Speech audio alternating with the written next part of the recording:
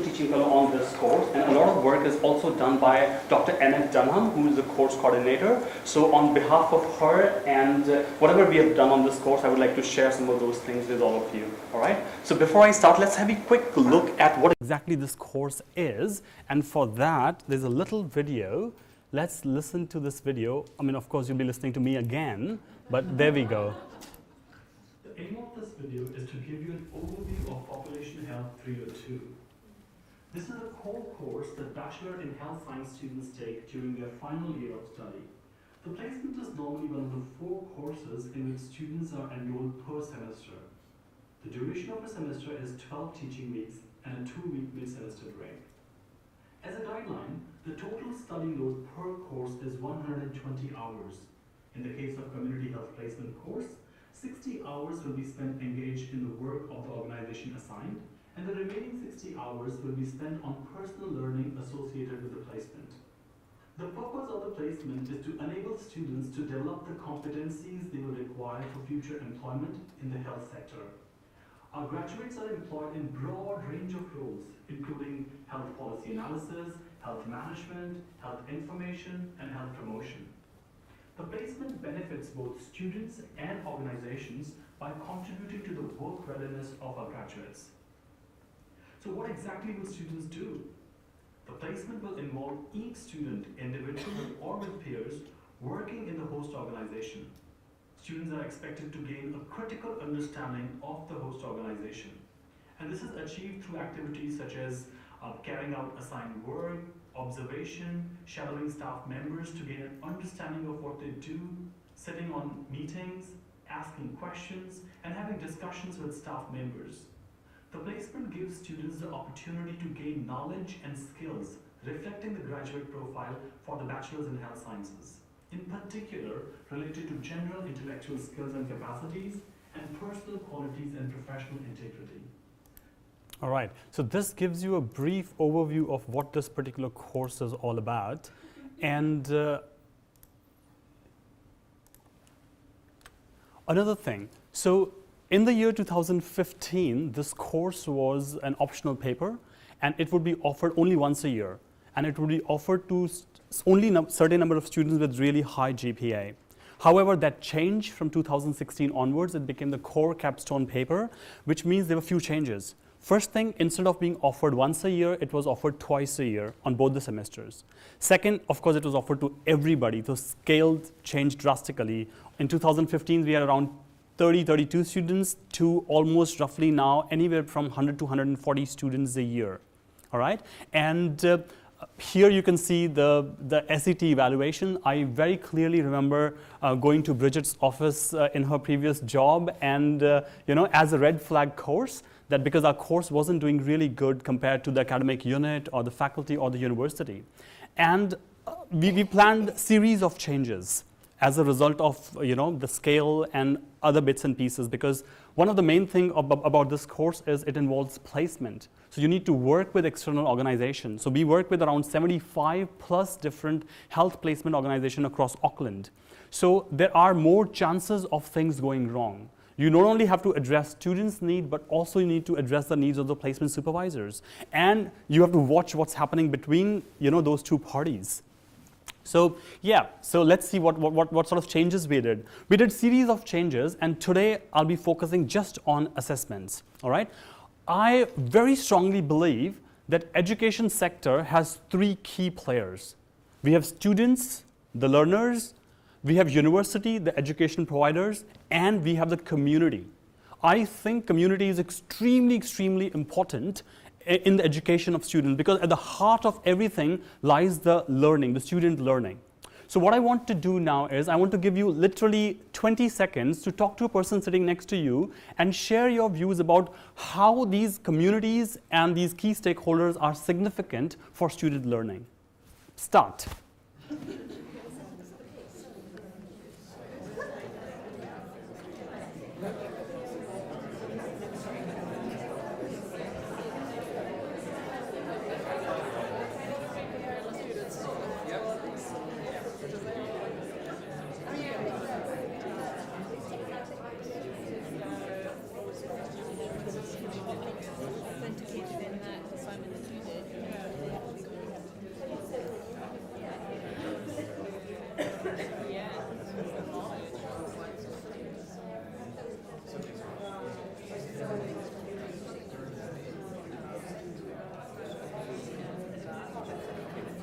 All right, in the interest of time, let's come back. Now, I would want few of you to shout out few things you discussed. Is there anyone from this side want to share anything at all what you discussed? Anyone at all this side? Yes. My reflex reaction is that students are people that live in a community, so any of the things that they learn, they're going to be applying. Brilliant, brilliant. Anyone from this side? Communities as well. Absolutely, yes, they are. Anyone from this side? 5 people sitting there. Any thought? Anything at all? I'm not going to go further unless I hear something from you guys, so just wait, yeah.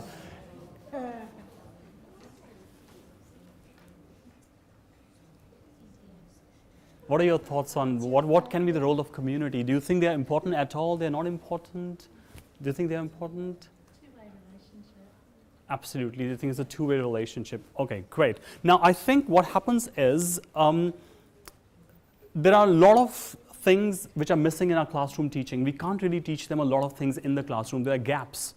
These gaps can be fulfilled if we involve community. And we all talk about transferable skills. You know, this morning we all spoke about what exactly employers want from our graduates. You know, things like verbal communication skills, work ethic, energy and enthusiasm.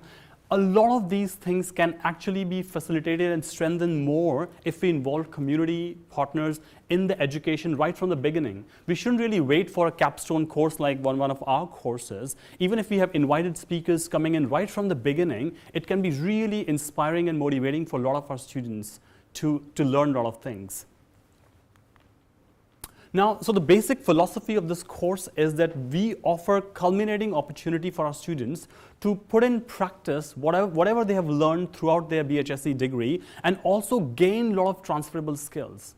One thing which is extremely important for us as a course is we really encourage our students to be more reflective. You know, the focus is on their experiential learning. They need to pause after, every few days and think about what's happening, why it's happening, where they are growing, what exactly is their learning. And we link all of that in their assessments as well. So these are the type of assessments we use. In total, we use 4 time points in this course, 2 before mid-semester break and 2 after mid-semester break. And their assignments are things like blogs, reports, career profile video, and a lot of these students, they haven't actually done any of these things in the BHSC degree in the past. So when they come to year 3, they're doing this paper, this is the very first paper where they have to write a blog as an assignment. And one of the first basic questions, I remember asking myself, why the hell do they need to write a blog? I mean, this is the common thing. People say, well, I'm not a blogger. I'm not super active on, these social networking sites, and I don't write blogs. So why do I need to write blog? So fundamentally, it's extremely important. I think this is what Kevin was saying in the morning, that, as a teacher, we need to embody the graduate profile. So to very clearly outline and explain them that why it is so important for you. It is actually for your growth and how exactly it's going to help you to grow. It's not only about the assessment. So we explain all these things in the series of seminars we run. We have got different seminars, and I'll not be going in the seminars today because the focus is slightly on the assessment part of it.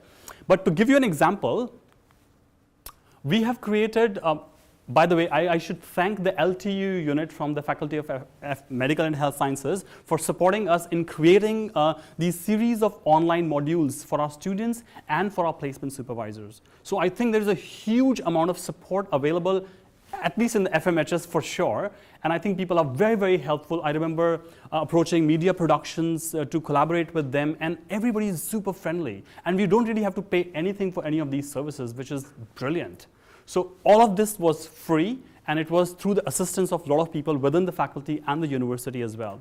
So we have created these series of videos which are focused around their assignments, which basically explains them that why exactly they need to do something, how exactly it's going to help for their learning, and what exactly they need to do a good job. For example, if they have to write a blog about treaty or about ethical practice, they have a word limit of 800 words. So they don't really need to write about, when was treaty signed, what are the different versions, what are the principles. We are not interested in that. what we are interested in, we have created this acronym called IRLR. I is an incidence or an issue. So they need to very briefly describe an incidence or an issue within their experience during their placement, which is linked with treaty. Once they have described that, they need to talk about why it's relevant to their organization and for you as a student. Why is it relevant to me as a student? Next step is learning. What have I learned from that incident, and while talking about the relevance to the organization and to myself. And once they have specifically outlined their learning, then the last step is they need to talk about resources. What are the things which they can do to grow further, to take their learning to a notch higher? So that's the structure of one of their assignment, and we provide them these guidelines and support. During the seminars we run, we also do some exercises where we provide them, say, a very good quality of blog and a terrible quality of blog, and we let them discuss it in pairs, in small little groups, and as a class. So they all brainstorm and they all talk about, okay, this is something which I don't really like it, this is something which is done really, really well. So towards the end of that session, basically, most of the points are actually covered by the class itself.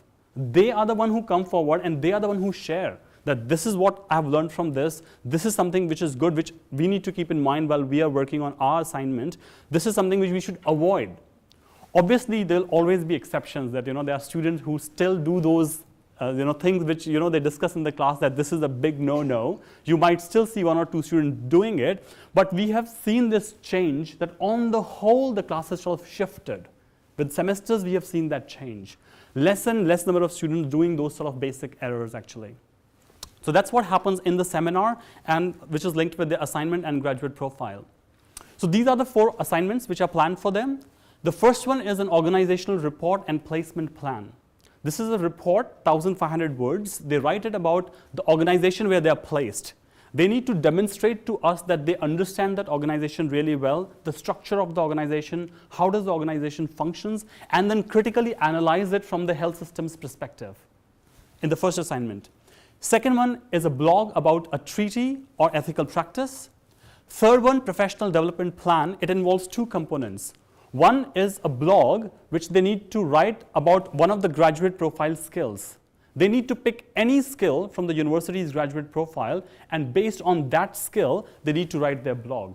And again, it involves all those steps. They describe it, they do their self-evaluations, they talk about where they are standing, how they can grow, what are the resources which can help them grow further.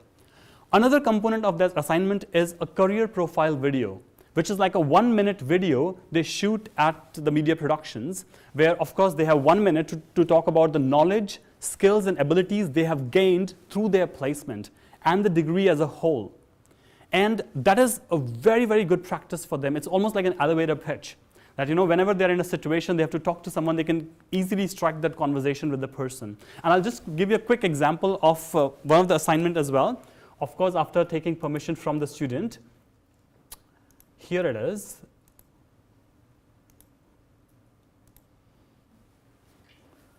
Hi, my name is Anel Prince, and I'm on my way to completing a Bachelor of Health Sciences at the University of Auckland, which I hope to complete by the end of 2017. My goal for a future career involves using my skills and knowledge to analyze health policy. I want to shape a political landscape that better reflects the diversity of our population. Through my degree, I've learned how to apply both theory and creativity to offer solutions to health problems. Being able to access information from a range of databases has helped me develop a critical thinking approach. My placement at the Positive Aging Network gave me an opportunity to deliver a presentation where I could work on my communication skills. This placement and my experience as a volunteer worker with Geneva Healthcare has sparked my motivation to use policy to defend the rights of all people. So I am both nervous and excited to begin my career as a health professional as I turn my passion for equality into a reality. Thank you. So all the students, they prepare assignment like this, which is to support them. What we do is we run a media production workshop for them. Questions about your second assignment? Ooh. It's about writing the blog. This is one of the videos about the assignment. So what we do is, one of the workshop which is about media production is we give plenty of opportunity to all these students to actually practice their elevator pitch, the 1-minute career profile script. And we give them a lot of feedback as well. So the feedback is given by the students in a small group, in a whole class, and if somebody is really courageous, they want a feedback from, say, Richard Smith, who's running the workshop, or from us, we are very willing to do that feedback as well. So it's a great opportunity for a lot of them to actually learn and grow. And I must say this to you, all of you, that when we do the inductions of these courses, and within roughly 3-4 months' time, it's really remarkable to see the confidence and the change in a lot of our students.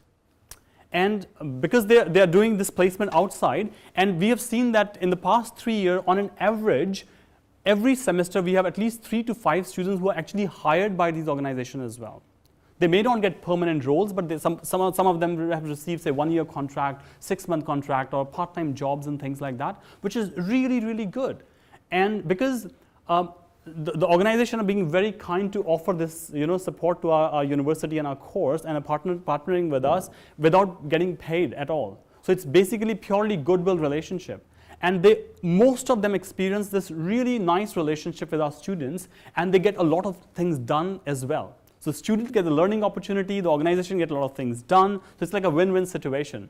However, we have to be really, really careful about, because of course we have this course, we have these marking, and we have these assignment, everything planned. So we need to kind of work with all those supervisors very closely to understand that they understand everything which is running in the course.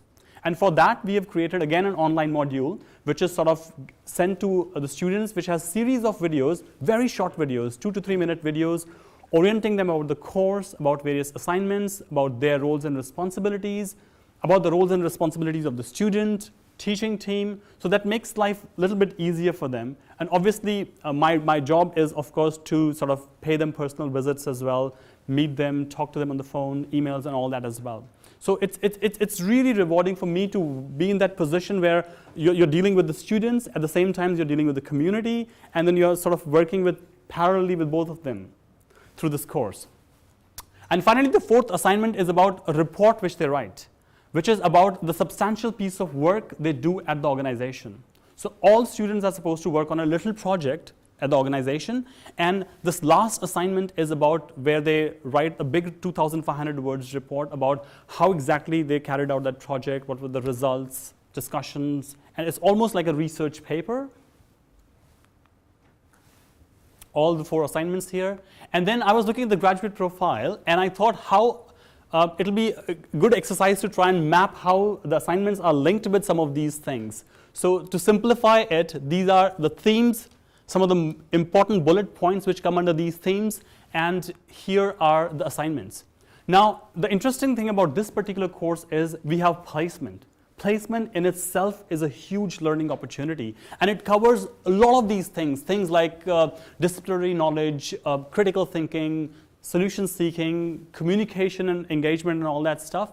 But also with respect to our assignments, we have some of them which are more dedicated towards one of these than the others. For example, the disciplinary knowledge and practice, the assignment 1 and 4, which are the reports. They need to demonstrate to us that they understand the organization really well and critique it. So that sort of covers that point. Communication and engagement, the career profile video which they do, that's a very good example of their communication skills. And of course, through the placement, they are engaging not only with their supervisor, but also with the team there as well. Social and environmental responsibilities, when they talk about the treaty, when they talk about cultural competence, when they talk about ethical practice, that sort of covers some of these points here. So to sum it up, I think the placement on its own, also these series of assessments which we have planned for them, more or less touch upon most of these things which are mentioned in the career profile of the university. This is a little positive thing here. In 2017, semester 1 and semester 2, we are doing we are definitely out of that red flag zone, so I don't have to go and have that meeting. But, and I think we're doing relatively well in terms of the academic unit, the faculty, and the university. But having said that, as I said, we are still in the process of growing and developing, and the student numbers changes massively. We need to seek out more placements, and you're not only addressing the student needs, but you're also dealing with the supervisor's need. So it's extremely important to sort of be mindful of all these things, and it keeps us on our toes all the time. And this overall satisfaction has sort of gone up compared to the previous years. And before I finish, I think the important message which I want to give is, I think not every course may have a placement component, but that doesn't mean that the assignments, the way we plan them, had to be linked with the placement only. I mean, there are so many other important things to consider when we are planning the assignments, and I think the business school is doing really amazing job. It was so good to see the sort of innovative assignments you guys use, and I'm sure going back, I think we will, I'm going to have a meeting and rethink about the things which we do and how we can bring in more innovative things in our practice as well. So thank you so much for your time, and really appreciate it. Questions?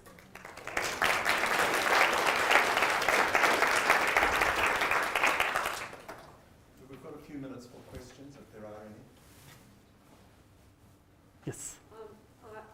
Thank you for the scaffolding way from your class from start assignment 1 to 4. I think it's really helpful for students. What do you suggest about from year 1 to year 3 in that level of kind of scaffolding? You know, I know we're talking about graduate profile embedded into courses. If just 1 here, 1 there, how do you make consistency across the major degree? Any kind of suggestions, idea? I think that's too big question for you. No, I acknowledge that. I think this is a very relevant question. That's the sort of question which we need to discuss in each schools, you know, and each faculty. You know, it's really, really important. And I think in our faculty, in our schools, School of Population Health, I remember having these meetings. Bridget, feel free to add it if you want to. And where you know, all the teaching staff of various courses, year 1, year 2, year 3, you sit together, you talk about, try and map the curriculum and see who's doing what and what sort of things can be adjusted here and there. So there was a time I remember where 302 was the course where the students will come and for the very first time do an oral presentation. That has now changed. Even year 1 courses have now started to incorporate oral presentation components. Year 2 have now started incorporating the report writing and things like that. So slowly and steadily things are changing in our school for sure. But I think to answer that question, the best approach could be to bring the school together, everybody be very open to talk about things and be willing to change their things as well. I think that's the best way you can work together as a team, and that's the best way we can address student learning needs as well. Yeah, that's not just for communication. Also, I'm thinking for Andrew talking about the level of citizen. If you use the same framework, you apply across all, so Sure. again, this kind of reinforcing. Yeah, Absolutely. way of scaffolding. Yes. Just to pick up on Lee's question there, I'm a great proponent of holistic curriculum and that sort of overarching development where everyone knows what everyone else is doing or has at least some idea. And one of the things that I think is quite pertinent right now is actually this process that we're all going through around the development of these new graduate profiles and how we're embedding them. Because this actually is an opportunity for everybody to engage in that process and for us to start to look across, you know, the horizontal as well as the kind of the vertical view that we take of our curricula and how we're putting things together, how we're assessing them, where we get opportunities to build and to scaffold and all those sorts of things. So I think this is a really kind of key moment to start having those conversations. It is. Thank you for that question. Yes, Mary. Can I ask something, Raj? I'm interested in the community participation in this, and because it's a two-way street, I'm quite interested in how we can involve the community in terms of our assessment. So their actual involvement in terms of not just providing feedback, which we know happens in the clinical area, but actually being involved more deeply in the assessment of the students. Do you have any ideas around that? So I think that's again a brilliant question, and probably it's sort of beyond me. But what we do at our level, what happens is the students, when they work on these assessments, all of their assessments, they also consult with their primary supervisor, who is based within the community. So they sort of have an interaction, they get feedback from them, and they get inputs from them, and they sort of keep that in mind, and then they do the final submission to us. So that's what happens informally at our course level. I sort of like the idea what you're proposing of formally involving them. I think, but that will also depend on who those people are, what sort of involvement we are looking at. It requires conversation at the level of I think the course and the school and the faculty and of course the university, I think. Anyone else has any comment on that? Want to add into what Mary asked? Yes, Jenny. If I may, just to follow up on Raj Shekhawat's talk, I think one way of engagement is through the board advisory, where we engage, you invite the senior stakeholders and they sit in the board. And before actually involving them in the assessment, I think we have to take a step back and involve them in the philosophy of the program. Yeah. What is it that you're trying to achieve and the attributes. And once they agree on the attributes, then you can get engagement. Because one of the things that we try to push is critical thinking.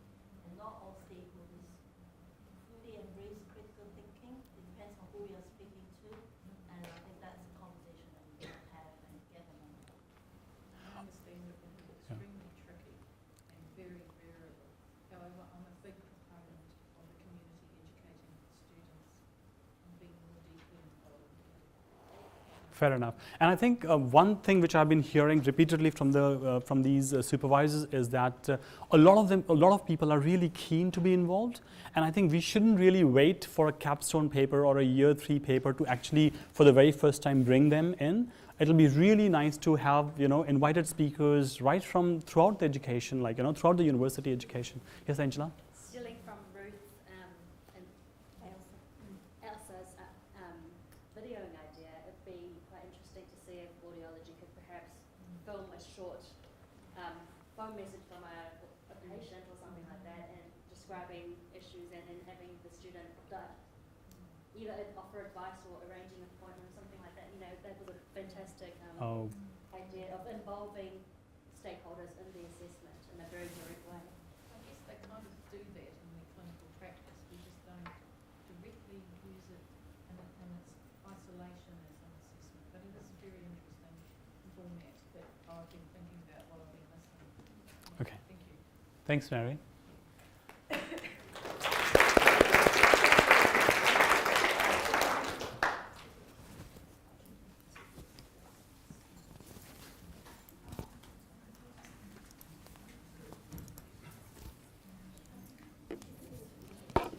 If I can just hold you up for 2 or 3 more minutes, to draw your attention, this was outside on the board as well, this is a seminar series that the school is going to be running over a period of 3 or 4 months.